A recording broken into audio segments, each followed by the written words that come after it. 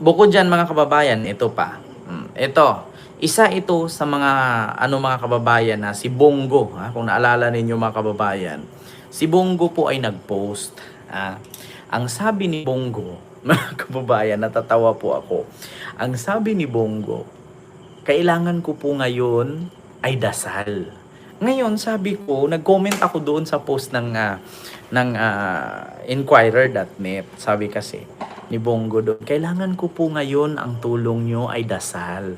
Sabi ko, puta, may sakit ka ba? Bakit kailangan mo ng dasal? Bakit kailangan mo ng dasal ng taong bayan? May sakit ka ba? Hindi naman sakit ang pag-imbestiga, hindi naman yan cancer. Bakit kailangan mo ng dasal? Bakit kailangan mo ng dasal? May sakit ka ba? Sabi ko, putya, bakit dasal? Dapat hustisya, hindi dasal. Bakit may sakit ba siya? Namatay na ba siya? So ito po mga kababayan, ang katotohanan. Kaya pala si Bongo ngayon mga kababayan ay takot na takot dito sa investigasyon. Naku po mga kababayan. Ito po Diyos me, Marimar. Wait lang mga kababayan. Saan na ba yun? Ito. Pakinggan nyo mga kababayan. Kaya pala si Bongo, takot na takot ngayon. At kumbaga parang nagpa-feeling victim. 'Di ba? Ito po ang or PCIJ na maraming nakuhang ang kontrata ang family nila Bongo sa Davao Region pagkaupo pa lang ni Presidente Duterte noong 2016. At nabanggit na nga po doon yung St. Gerard Construction na pag-aari ng asawa ni Sara Diskaya na si Curly. Ngayon napipiga ang mga Diskaya sa dami nilang contracts ay naghalukay tayong muli. Makita kung gaano karaming kontrata ang nakuha ng CLTG Builders at St. Gerard Construction ay pumunta ako sa DPWH website. Dito sa DPWH, pili ka lang ng region na target mo. In this case, Davao Region o Region... Actually mga kababayan, sa hindi po nakakaalam, ito po'y Rappler. Ito po'y nagpapatunay kung meron bang koneksyon si Bongo at ang mga Diskaya at meron bang pananagutan si Bongo dito. So pakinggan nyo po ang Rappler.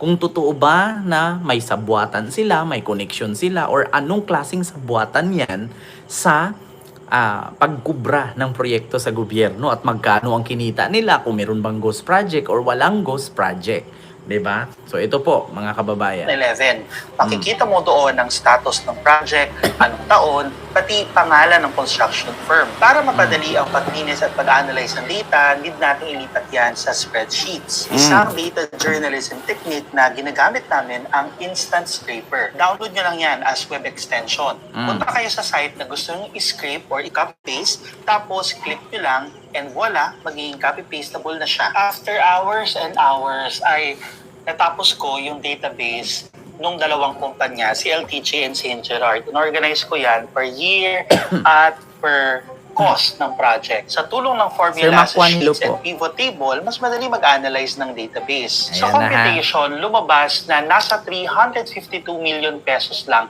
ang nakuha ng CLTG Builders para sa 12 projects na nakuha nito by 2016. Pero by 2017, na makipag-partner ito sa St. Gerard Construction, umabot sa 816 million pesos ang worth of contracts na nakuha nito. With 5 projects pa lang yan Eto pa, by the end of 2017, over 3 billion pesos ang nakuhang kontrata ng CLTG Builders sa Davao Region. Ibig sabihin...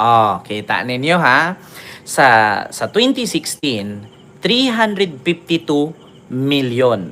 Sa 2017, 3 billion. Ayan. So, totoo mga kababayan. Kaya po si Bongo ngayon ay umaaray kasi sasabit po talaga siya dyan sa mga Diskaya. Ayan po ang katotohanan. Sasabit po talaga si Bongo dyan sa mga Diskaya, mga kababayan. So, klarong-klaro po according sa Rappler. Noong 2016, 352 million lang ang nakuha nilang project. 2016. Ngayon, sa collaboration ito sa pakikipag-collaborate or pakikipagkaisa sa mga Diskaya, ang CLTG Builders. Iba pa yung nakay Trillanes na almost 7 billion or 6 billion plus.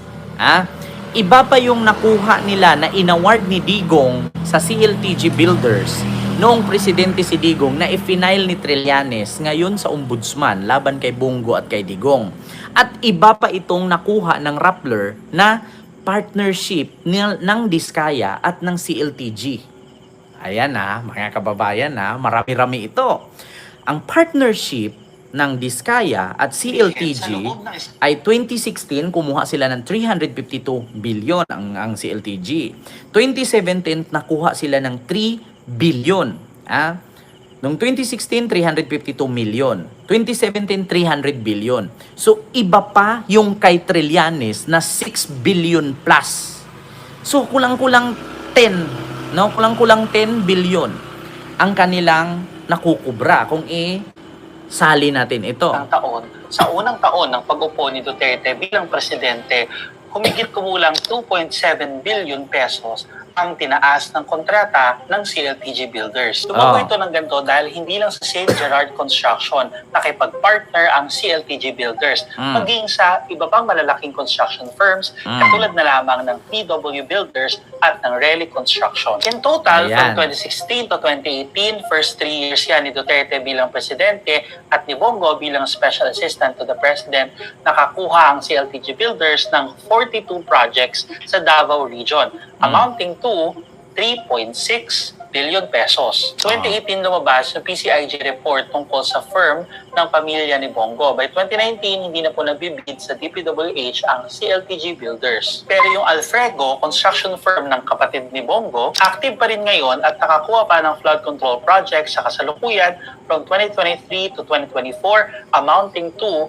327 million pesos. Itong question sa contracts na nakakuha ng CLTG Builders at Alfrego ang subject ng plunder at graft complaints na final ni former Senator Antonio Trillanes sa Department of Justice nitong 2024. Pending pa rin po yung mga complaints yan. Kita ninyo mga kababayan. So ganun po kalaki ang nakuha nila.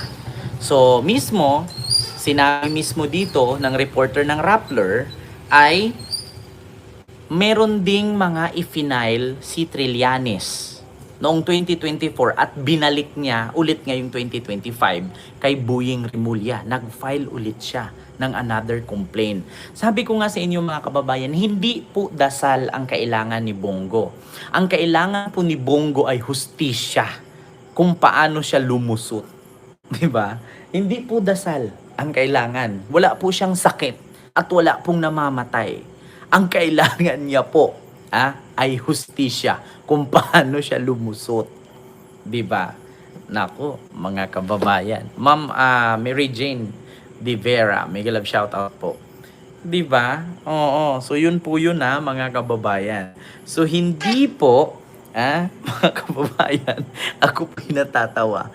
Hindi po dasal ang kailangan ni Bongo. Ang kailangan niya po ay paano lumusot, mga kababayan. Wait lang po Ang kailangan niya po ay dasal. Dasal kung paano siya lumusot. Ay! Yes po, may live po tayo ulit mamaya. Diba? Oo. Ma'am Gina Inglet, Ma'am Mary Jane De Vera, hello po. And kay Sir Maki Kwan. And kay Papa Cho, may love shout out po. Yan, sa 40 days ang dasal. Kaya nga, di ba, Sir Pao Rosimo? Ma'am Mary Jane, hello po. Kaya sabi ko sa inyo mga kababayan, saan kaya si Bato ngayon? Yun din ang isa sa katanungan ngayon, Franchil, kung nasaan si Bato. After 2018, medyo tumamlay na rin ang contracts ng St. Gerard sa Davao Region. Pero dami rin lang nakuha projects From 2016 to 2023, umabot sa 5 billion pesos ang worth of contracts na nakuha nila. Sa Davao Region pa lang po yan. Basic journalism principle, kinuha po namin ang side ni Senator Go at ng mga Diskaya for fairness. Si Senator Go ay nag-reply naman sa Rappler at nagsalita rin siya sa Senate saying na wala siyang kinalaman sa business interests ng kanyang pamilya. Si Sara... Diba? May nag-comment pa, fake news daw ako. Tang-ina mo, fake news yung mukha mo. Yung mukha mo, fake news. Ang ina mo ka, Rappler na nga yan, balita na nga. Sino gusto niyong papaniwalaan ko? SMNI? Tragis na yan. Sino yung gusto kong papaniwalaan? Sino yung gusto nyo? Ay, Diyos mio, Marimar, mga kababayan. Ayan na nga, sabi ko sa inyo. Magalong, oh. Kita nyo si Magalong, isa pala na nasa likod na pagpaplano at pamumunuan, no, ang civilian military junta para sa kudita na ipatalsikin si PBBM at paupuin si Sara. Kita nyo yan. Kita ninyo. According sa Vera Files yan, Di ba? Diyos mio, Marimar. Ay, nako. Ayan na, mga kababayan, ang patunay. Yan po ang totoo. Bakit 9 days na ba niya sa heaven? Bakit magpadasal na? Ma'am Catherine, hindi ko rin alam, Ma'am Catherine. Dasal daw ang kailangan niya sa taong bayan. Kung ako kay Marcos, mag-declared ako ng martial law. Ma'am Carmelita, di lang po kasing mag-declared. Ayun, mega love shoutout po sa inyong lahat, mga kababayan. No? Oo, andito na ba tayo? Nakabalik na ba? Naku, pasensya po kayo mga kababayan ha, nawala po tayo. Oo, kasi actually load lang po ang gamit ko ngayon kasi nga 'di ba kakalipat lang namin. Oo, hindi ko alam na naubos na pala yung aking data. Kaya sabi ko sa inyo mga kababayan, yun na nga po. 'Di ba? Dasal daw po ang kailangan ni Bongo. Bakit dasal? 'Di ba? So, ayun, mga kababayan, 'di ba? So, 'yun lang yung ating pag-uusapan. So, mamaya, no, mag-live po tayo ulit siguro mga 9 sarado or 9:10 or 9:20, no, ay mag-live po tayo ulit. So, maraming salamat po, no. Sabi ni Sir Pau Rosimo, Bongo, wag mo kami idamay, ano. Kaya nga, di ba? Like po tayo mga kababayan. So, yun lamang, mga kababayan, yung aking topic. So, mamaya ay live po tayo ulit ha. Asahan nyo po mga 9 or 9:20 live po tayo ulit. No, so, mamaya, naku, maganda yung ating, ang ganda dyan sa lugar mo, tahimik. Naku, Ma'am Chuna, tahimik siya, pero minsan may mga nag-OOT na construction. Yung bago nga to namatay, may nag-ano dun, yung grinder, Grrrr, ganun. So, mamaya ha, mga kababayan, yung ating pag-uusapang topic ay patungkol nga dito sa si Sara Duterte. Nagsalita na nga siya kung saan daw ginamit itong kanyang confidential fund. Ito na ha. Oo, nakahanap ng palusot ang Inday Lustay ninyo. Ginamit daw niya ang kanyang confidential fund sa mamaya ha, pag-usapan natin yan. Naku, maniwala ba kayo? Mga kababayan, maniniwala ba kayo na ang confidential fund niya ay ginamit niya sa pag-iimbestiga? Keme, kung ginamit mo yun sa pag-iimbestiga, anong nangyari sa investigasyon mo? May nakasuhan ba? May nakulong ba? 'Di ba? Yun lang po, mga kababayan. Maraming salamat po at mamaya po, no, live po tayo ulit. See you next live. God bless po. Thank you.